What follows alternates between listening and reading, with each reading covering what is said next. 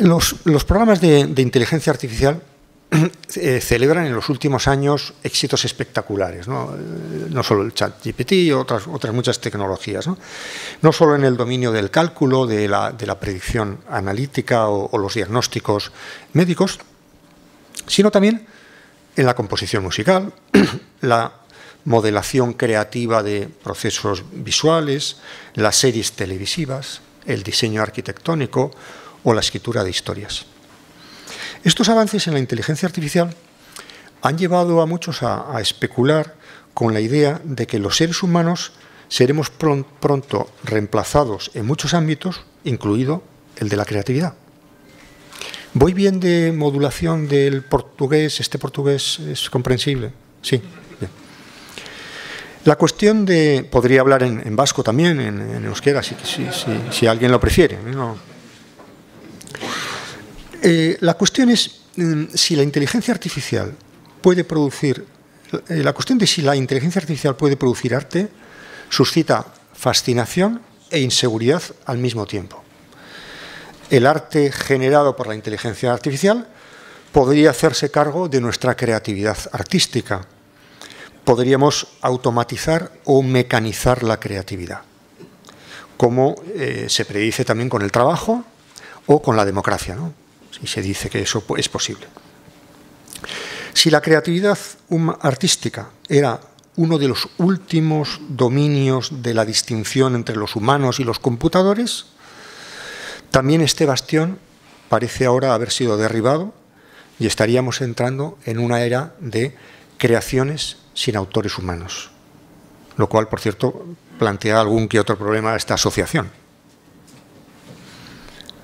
La indistinción entre máquinas y humanos, proclamada por Descartes hace 400 años, sería también real en el ámbito de la creatividad, que dejaría de ser un exclusivo de lo humano. Quienes saludan con entusiasmo esta posibilidad suelen argumentar que nadie es capaz de distinguir una obra de arte generada por una máquina de la que tiene por autor a un ser humano.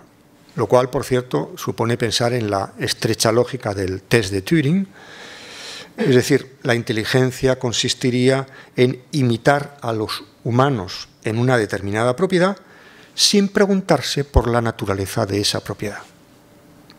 Que una performance sea indistinguible de lo que hacemos los humanos se refiere a la pericia de parecérsenos y a la dificultad de realizar una distinción, pero no aporta nada a la definición de esa propiedad que consideramos característica de los humanos.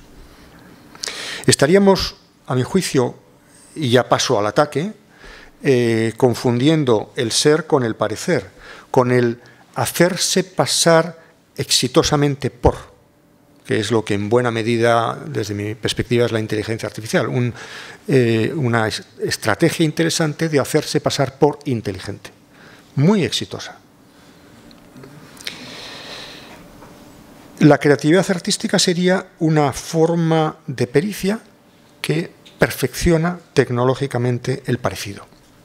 De hecho, se dice que hay que tener unos grandes conocimientos musicales para distinguir el producto de una máquina del que procede del ingenio humano, que generalmente, salvo en esta sala, es muy limitado, a veces inferior al de las máquinas, ¿no?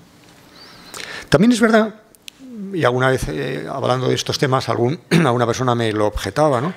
También es verdad que buena parte de la música actual, sobre todo de la música que se consume en las discotecas y en Spotify, etcétera, se hace así.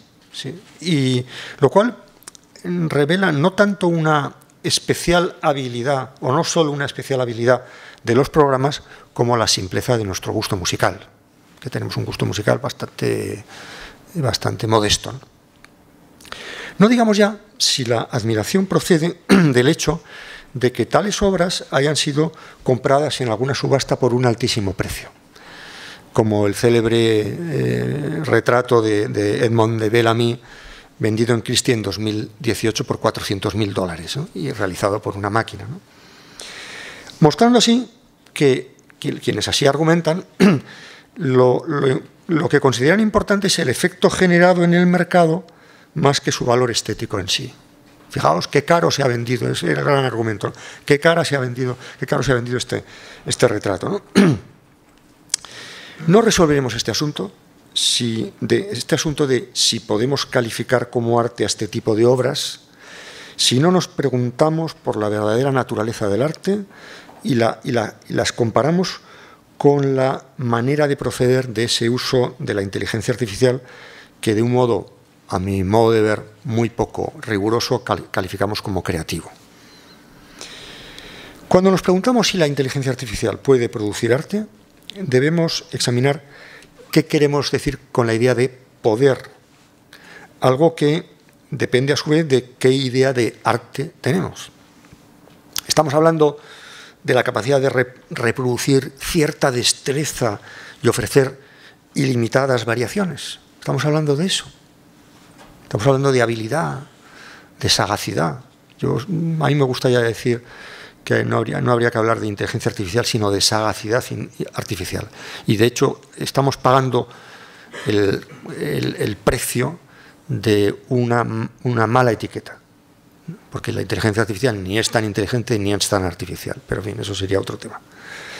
Se trata de que la inteligencia artificial sea capaz de suministrarnos productos comparables a aquellos que ya tienen el estatuto de arte, lo cual es muy conservador, por otra parte. Es muy significativo examinar con atención lo que en realidad hacen estas producciones tecnológicas. Vamos a ver qué es lo que hacen. La creación artificial se realiza a partir del análisis del material histórico disponible, y subrayo la palabra histórico, de las obras del pasado, de las que extrae patrones que podrían recombinarse para producir otros más. Los programadores se miden con las obras del pasado que tratan de imitar para aumentar las pinturas de Rembrandt, que tengamos más pinturas de Rembrandt que las que el pobre Rembrandt pudo hacer en su corta vida, producir nuevos cuartetos de Brahms, más cuadros que podía haber pintado Bacon, para completar la sinfonía inacabada de Schubert o componiendo la 10ª sinfonía de Beethoven. Bach, como bien sabéis, es quizá el más apropiado para jugar con esta relación entre regla y creatividad, porque estaba más cerca de la composición basada en reglas que otros creadores, ¿no? A tales programas podemos pedirles un nuevo álbum de los Beatles, ya existen por ahí, una pintura realizada con el estilo de Chagall y Monet, o un relato que podría haber escrito Henry James. De este modo se consigue, ¿qué es lo que se consigue? Y fijaos, me parece que esto es muy significativo. Se consigue que haya en el presente más de lo que hubo en el pasado, pero no propiamente algo distinto. Conseguimos más. Los algoritmos pueden extraer reglas de configuración a partir de las bases de datos, pero la creatividad no está en esa formalización, sino en los datos en los que se ha basado. Lo que parece creativo en la tecnología digital son las invenciones humanas del pasado que las máquinas abstraen, recombinan y emulan. Las obras de arte así generadas se realizan sobre patrones del pasado, no solo porque parten de fotografías, imágenes, textos o piezas musicales ya existentes, sino también porque sus experimentos están pensados, en última instancia, para complacer las preferencias humanas, especialmente el gozo de identificar algo que ya conocíamos. Forma parte del gozo de este tipo de creaciones el decir, ¡ay va, es verdad! Esto lo podía haber hecho Brahms. O sea, yo lo reconozco como del estilo de Brahms.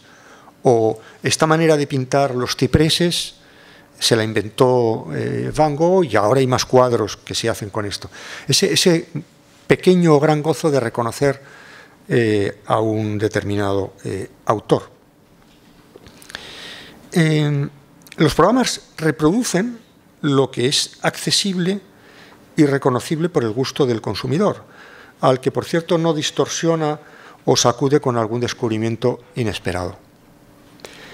Que haya muchas obras de arte exitosas en términos de aceptación pública producidas mediante la inteligencia artificial no habla tanto en favor de esta tecnología como en contra del gusto público, tan fácil de satisfacer con productos que no suponen ninguna aportación genuina en términos de creatividad, que se limitan a agradar y responder a las expectativas de entretenimiento. A este respecto, la pregunta más pertinente sería: ¿por qué estamos tratando de replicar algo que ya tenemos?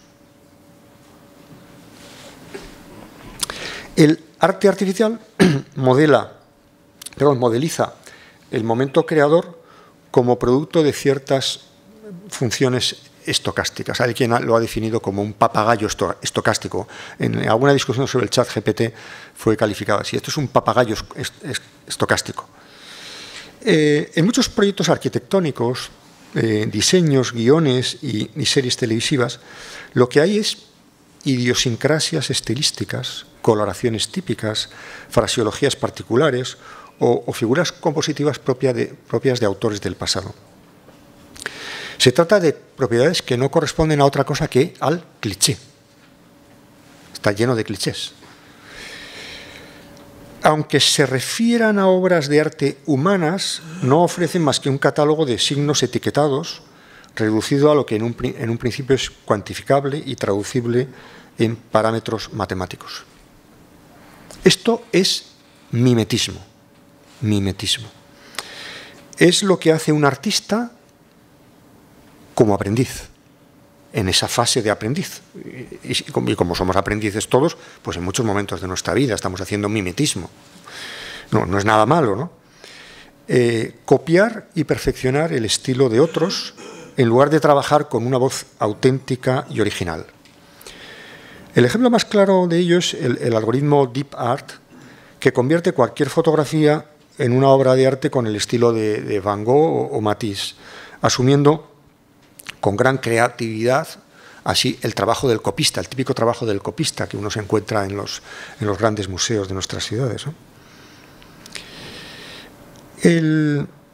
Una cosa es producir algo que resulta de la digestión de miles de obras de arte similares que las máquinas y los humanos hacemos, y otra cosa, dar lugar a algo que merezca ser considerado como original, que las máquinas, a mi juicio, no pueden hacer y nosotros hacemos escasísimamente.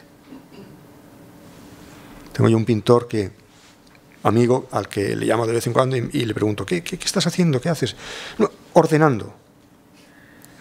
Yo me paso la mayor parte del tiempo ordenando, y hasta que se me ocurre una idea, ¿no? Bueno, yo creo que también los filósofos, la mayor parte del tiempo estamos ordenando, estamos haciendo cosas, coger de aquí para allá, leer y tal, pero realmente momentos creativos en sentido fuerte, pues muy pocos, ¿no? En sentido estricto, la creatividad humana no puede imitarse ni repetirse. Es contradictorio la idea de repetir o imitar la creatividad, no tiene sentido, ¿no? Y la creatividad en sentido estricto fuerte implica siempre, aunque sea mínimamente, una cierta transgresión que no es reducible a reglas o a agregaciones estadísticas. La creatividad supone siempre una cierta irregularidad. En cambio, lo que en la computación tiene la apariencia de libres asociaciones sigue estando algorítmicamente determinado.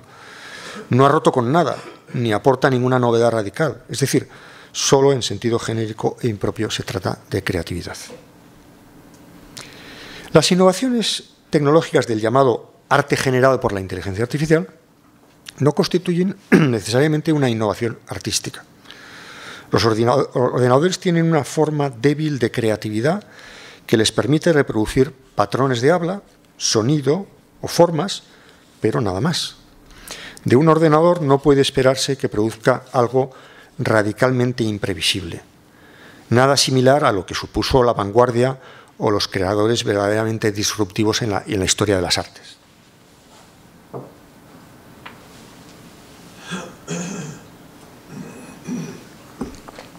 Veámoslo con un experimento que se llevó a cabo en el Rijksmuseum de Ámsterdam para enseñar a una máquina a pintar como Rembrandt. El algoritmo fue entrenado con trazos seleccionados de sus cuadros. El resultado fue una extrapolación de su estilo a partir de las diferentes fases de su carrera. Por supuesto, el Rembrandt generado por la inteligencia artificial no era realmente una predicción de la creatividad de Rembrandt, sino una muestra representativa bastante arbitraria de sus diversas etapas. La producción de un retrato medio de Rembrandt, que resulta de la computación cuantitativa de trazos empleados por su artista, no puede calificarse como expresión original. El problema es que toda obra de un gran artista está hecha de rupturas y discontinuidades. La creatividad surge cuando irrumpe algo impredecible. La inteligencia artificial no puede ser creativa porque es incapaz de predecir una discontinuidad. Ningún programa que sepa componer como Beethoven, a mí es el ejemplo que más me gusta porque además es algo que estudié de la mano de los escritos de Adorno, de Theodor Adorno, sobre el estilo tardío de Beethoven. Ningún programa que sepa componer como Beethoven habría podido componer las obras de su estilo tardío, que suponen una ruptura impredecible, una asombrosa ruptura con su previsible evolución. Ciertas partes de la novena sinfonía, de la Missa Solemnis, algunos cuartetos de cuerda, son composiciones absolutamente imprevisibles teniendo en cuenta la propia evolución de Beethoven, ¿no? Es decir, podemos imitar su estilo en lo que tiene de previsible. Podemos hacer una nueva sinfonía de Beethoven tomando de Beethoven aquello que es previsible, y no está mal, ya nos gustaría poder componer así, pero no podemos imitarlo en lo sorprendente. En ese, por ejemplo, retorno al cliché que aparece en los últimos cuartetos de Beethoven y en otros actores, ¿no? Aunque no compartamos, y yo desde luego no lo comparto, a pesar de que estudié mucho el romanticismo en mi época juvenil en Alemania, no comparto la idea romántica del artista como una especie de creador ex nihilo. Y la praxis creadora, a mi juicio, no tiene lugar en un proceso automatizado, sino que aspira a quebrar las reglas y producir resultados imprevisibles. Las circunstancias a partir de las cuales surgen las obras de arte se pueden explicar, pero no predecir. Theodor Adorno escribió un trabajo magnífico sobre el estilo tardío de Beethoven, y fue capaz de explicarlo de una manera para mí muy satisfactoria. Pero eso Adorno no lo podía haber predicho cuando no existía el estilo tardío de Beethoven, ¿no? Lo puedes explicar, pero no lo puedes predecir. El ingenio humano es incomparable con la capacidad innovadora computacional. La creatividad no puede ser imitada algorítmicamente mediante la probabilística, la randomización, la recombinación genética o el análisis de datos. ¿Acaso tiene algún sentido la idea de una imitación de la creatividad? Las máquinas llevan a cabo un tipo de creatividad limitada. Se mueven en un ámbito en el que las normas están prefiguradas y son capaces de aprender a jugar en el seno de esas limitaciones. En esto, por cierto, no son completamente distintas de nosotros, pues buena parte de lo que los humanos hacemos, y también cuando creamos obras artísticas, se inscribe dentro de reglas que no cuestiona ni modifica. Pero, en general, la cultura y la existencia humanas son tan interesantes porque tenemos una capacidad de cambiar ocasionalmente esas reglas, y es a eso precisamente a lo que en sentido estricto llamamos creatividad. Que nos movamos habitualmente dentro de reglas, incluso aunque seamos artistas muy creadores, no significa que no podamos ocasionalmente romperlas. Claro, la pregunta que nos tenemos que hacer en este momento, a mi juicio, es ¿en qué puede consistir entonces la aportación de la inteligencia artificial al arte? Y entonces, ¿para qué sirve todo esto? A mi juicio, las máquinas creativas realizan dos grandes aportaciones. Una más bien banal y otra más singular, una que tiene que ver con su función auxiliar y otra con revelar el núcleo creativo del arte. Veamos la primera. Al hablar de su auxiliaridad, me estoy refiriendo a aquellos programas que funcionan como asistentes del artista. Los conoceréis muchísimo mejor que yo, por supuesto, y que en el caso de la música, por ejemplo, llevan a cabo las tediosas transposiciones de notas, instrumentan y orquestan, de manera que uno puede elegir entre distintas posibilidades, ¿no? Aunque uno sea especialista en orquestación, si uno no lo es, si no le interesa especialmente esa parte de lo musical, lo puede confiar a una máquina, ¿no? Y centrarse en otro aspecto que le interese más, ¿no? O los cantantes que modifican su voz mediante el autotune, desde Cher ya en 1998 y diversos raperos en la actualidad, según me cuentan mis hijos, que no lo sé, esto hablo de oído completamente. Esta interacción entre arte y tecnología, por cierto, ya se dio cuando los pintores se sirvieron de la fotografía como estudio preliminar de la figura o el paisaje, del que luego se inspiraron libremente en sus cuadros. Pienso siempre en Delacroix, que utilizó mucho la fotografía para explorar composiciones y puntos de vista que le ayudarían luego en su creación pictórica, ¿no? Y nadie diría que estaba copiando una pintura, simplemente era un instrumento, una escalera para hacer algo, ¿no? Los artistas que trabajan con inteligencia artificial no están pensando que un programa produzca obras de arte, sino que la interacción con la máquina les descargue en este campo, les descargue de ciertas tareas poco creativas y les abra nuevas posibilidades. Este tipo de programas ha democratizado, si podemos hablar así, la creatividad. La ha hecho más accesible, probablemente porque la ha hecho también menos enfática. Una de las mayores aportaciones de los generadores de imágenes a través de inteligencia artificial es que ha aumentado el número de personas capaces de experimentar con el arte en sus diversas formas, a quienes les va a resultar más fácil pintar, componer o escribir. Incluso aquellos que no están especialmente dotados para el arte pueden usar estos instrumentos y generar resultados en cierta medida creativos. Es posible que el impacto de un software como DALL-E y otros similares sea muy parecido al que tuvieron los smartphones sobre la fotografía. Facilitar la creatividad visual sin reemplazar a los profesionales. Ahora todos somos grandes fotógrafos, salvo cuando nos queremos hacer una buena foto. Pero en general somos bastante buenos fotógrafos. Un caso especial de este apoyo en la inteligencia artificial para la creación musical en concreto son los programas como IRCAN, que permite a muchos músicos ejercitarse en la coimprovisación con la máquina. Esta estrategia de dialogar con una máquina para componer tiene, por cierto, una larga tradición. No es una cosa inventada ahora por Alan Turing y por la inteligencia artificial. Me gustaría mencionar a este respecto la estrategia de composición musical a través del azar.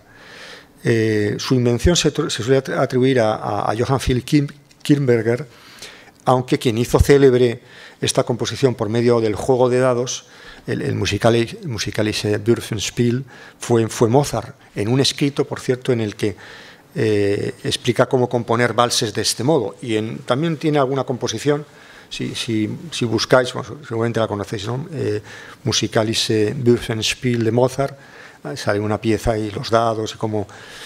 Bueno, en una línea similar, John Cage, Boulez, Xenakis compusieron obras con procedimientos estocásticos, en los que la máquina es parte del proceso de composición, aunque no sustituye el acto intencional de los creadores, ¿no? No lo hacen los dados, pero sin duda sería imposible que saliera lo que salió sin los dados, sin esa especie de juego de azar, ¿no? Esto sería lo que podemos llamar la función auxiliar. La segunda aportación de las máquinas creativas es, indirectamente, ponernos frente al fenómeno de la creatividad en su dimensión más radical.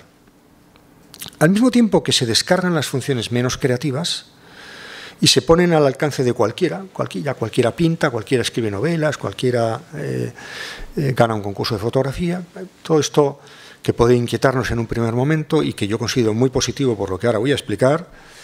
El arte en sentido propio, los creadores en su dimensión más estricta pueden dedicarse a lo que les caracteriza como tales. Si ya las fotografías las hacen los smartphones, si ya la música la puede componer autotune, o si pues bueno, ya ha llegado el tiempo de que yo me dedique a lo que yo sé, ¿no? Mientras que mientras las máquinas imitan a los creadores, eso que está pasando, ¿no? Las máquinas imitan a los creadores pueden desafiar las fronteras de lo inimitable. Y esa sería, a mi juicio, esa sería mi hipótesis o mi propuesta, ¿no? Frente al pesimismo que diagnostica la maquinización del ser humano como el final de la creatividad, tal vez se pueda sostener exactamente lo contrario. Cuanto más se maquiniza el ser humano, más consoladora resulta la idea de que las máquinas puedan entender algo de arte. Y si fuera exactamente al revés, he citado a Rauterberg, con el que no estoy de acuerdo, ¿no? Y si fuera exactamente al revés, que es mi opinión, que el intento imposible de generar arte mediante las máquinas nos estuviera revelando qué es aquello que éstas no son capaces de generar. Y eso lo vamos a aprender ahora, cuando en otra época era mucho más difícil. Nunca en la historia del arte había sido posible ver con tanta claridad qué aportaba la creatividad humana al arte. Lo específico de la creatividad humana se revela en cuanto las máquinas son capaces de hacer algo que se le parece tanto, pero no lo es. Y vamos a asistir a una época de gran revelación, en lugar de una época negativa y pesimista, una época de gran revelación de qué es lo específicamente humano. A veces cuando hablamos de humanizar la inteligencia artificial estamos hablando en términos de control y de miedo, y más bien lo que puede estar ocurriendo es que la maquinización esté dejando libre un espacio diferenciado, específico, que nos toca descubrir, en vez de perder el tiempo ordenando, donde nos van a ganar. Lo más importante de todo desde esta perspectiva, el arte de los ordenadores lleva a cabo, esto también me parece interesante, ¿no? El arte de los ordenadores lleva a cabo una virtuosidad que el arte superó hace tiempo. Esta idea de que, ¿vosotros os imagináis en una escuela de bellas artes que alguien dijera al profesor: he pintado un árbol que parece real? En 2023 el profesor lo suspendería inmediatamente. Diría: aquí no has venido a pintar árboles que parezcan reales.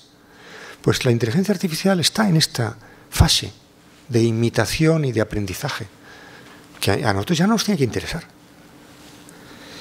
En su afán de imitarnos y aprobar el test de Turing, la inteligencia artificial puede que esté haciendo algo parecido a la fotografía del siglo XIX, que seguía empeñada en competir o recuperar la clásica pintura paisajística en vez de explorar su propio mundo. En el momento que se solaparon la pintura figurativa y la fotografía en el siglo XIX, había una competición a ver quién representaba mejor la realidad. Competición que ya no tiene ningún sentido, a la que nadie se dedica, ¿no?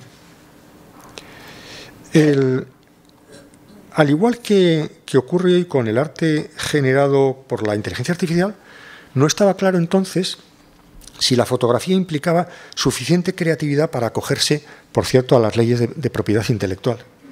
Hay todo un debate precioso sobre si eso, sacar una fotografía, eso no tiene... ¿Cómo que tú eres el autor de una fotografía y que te voy a pagar yo por eso y tal, ¿no? Si no has hecho nada, ¿no? Baudelaire, en su escrito sobre la fotografía, lo entendió como un intento de replicar a la naturaleza y suplantar al arte, y la despreció como un refugio de los poetas fracasados, de los pintores fracasados. Están haciendo fotografía los pintores fracasados. Fijaos qué mentalidad más arcaica desde nuestro punto de vista. Nadie considera que un fotógrafo es uno que fracasó como pintor. Puede ocurrir, pero no tiene ninguna lógica, ¿no? Es cierto que en un primer momento el daguerrotipo y sus demás variantes parecían entrar en competición con la miniatura pintada. Entonces, como ahora, hace falta un cierto tiempo para entender que lo que parece rivalizar con las técnicas existentes, en realidad tiene un espacio y una lógica diferentes. Y yo creo que esto nos sirve para todos los debates que estamos teniendo aquí, ¿no? Nos hace falta un poco de tiempo para que allá donde vemos competición entendamos que hay lógicas diferentes. Esto vale para el trabajo, vale para el chat GPT, vale para el arte generado por la inteligencia artificial, vale para otras muchas cosas, ¿no? Hay un momento de rivalidad y si maduramos un poco, hay un momento de diferenciación e incluso de cooperación. Si en lugar de entender que los humanos y las máquinas hacemos lo mismo, pensáramos en lo que cada uno hace mejor, entonces podríamos reajustar nuestra idea de creatividad, tal como lo hicimos con nuestra concepción de los problemas difíciles, cuando Deep Blue ganó al campeón de ajedrez Garry Kasparov en 1997, y por lo que se enfadó mucho, por cierto, según cuentan. Puede que el arte hecho, y a partir de Kasparov descubrimos que el ajedrez no era un problema tan difícil, ¿no? Y pasamos al Go, que es un problema más difícil, hasta que nos volvieron a ganar, y entonces ahora ya estamos en otra cosa, ¿no? Puede que el arte hecho por inteligencia artificial esté modificando al arte, esta sería mi hipótesis, como la fotografía lo hizo con la pintura, que dio lugar ¿a qué? Al impresionismo, al interesarse a partir de entonces más por la expresión que por la descripción. Es decir, con la fotografía la pintura se libra de la pesada carga de imitar o de representar a la realidad. Ya existe la fotografía, luego a la fotografía le pasó lo mismo, pero al principio ya existe la fotografía, ya no tiene ningún sentido la representación, voy a dedicarme a otras cosas. Y aparecieron todos esos movimientos pictóricos del 19, ¿no? Seguramente la fotografía maduró y también en un momento determinado dejó de representar, de tener esa obligación representativa. En las universidades ahora mismo estamos con el asunto del chat GPT muy inquietos y muy preocupados, hasta que nos demos cuenta de que es que probablemente lo que estamos pidiendo a los alumnos, si es una cosa que la puede hacer un chat, nos hemos equivocado en pedirle a los alumnos esas bobadas. Yo siempre cuento que cuando empecé a dar clase en la universidad, tenía delante gente con poca información.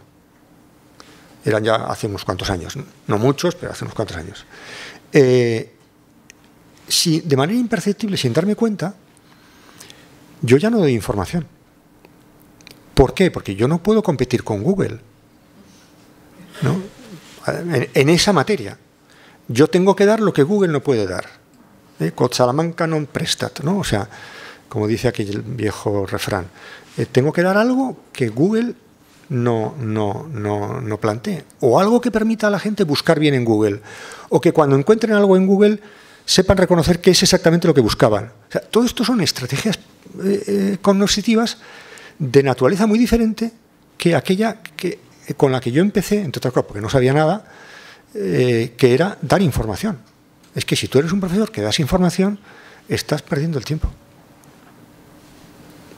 Perdón, que esto ha quedado así un poco paternalista, ¿no? Dicho así, dicho, ¿no? Pero me lo digo a mí mismo, no, me lo digo yo también a mí mismo. Bien, entonces, dejó de tener sentido eso, que la pintura describiera la realidad cuando la fotografía ya lo hacía, ¿no? Este tipo de fenómenos de desplazamientos van a ser... vamos a asistir ahora a unos cuantos desplazamientos. Se dice, ¿se van a suprimir puestos de trabajo? Es posible. Eso es otro tema de debate. Sobre todo, se van a suprimir estrategias de enseñanza, aprendizaje, periodismo, narración, discurso, que no aportan nada. El otro día, la rectora de mi universidad dio un discurso en un debate que teníamos un poco parecido sobre el tema de cómo iba a influir esto en el mundo universitario.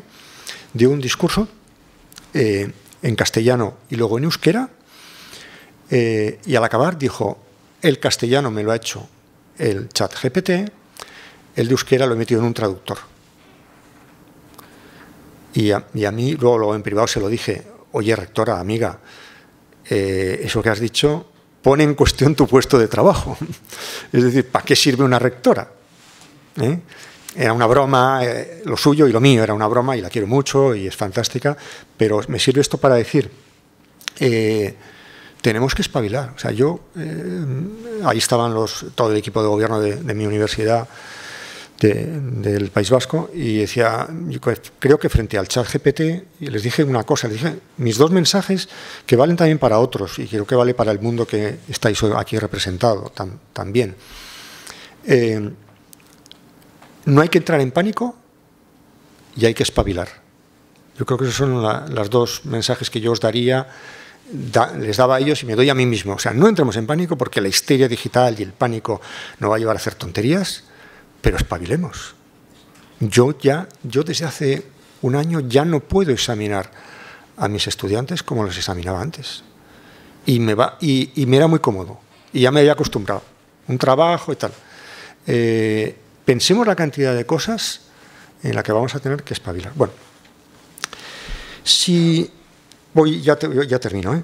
Si las obras del virtuosismo realista perdieron entonces valor, bien podría ocurrir, por ejemplo, que cuadros de Mondrian o Rothko se desvaloricen, porque con la inteligencia artificial la simple novedad compositiva es menos apreciada, ¿no? Es decir, la cuestión no es si el arte de los ordenadores lo hará mejor que nosotros, sino pensar qué podemos hacer únicamente nosotros cuando los ordenadores han alcanzado tal nivel de sofisticación.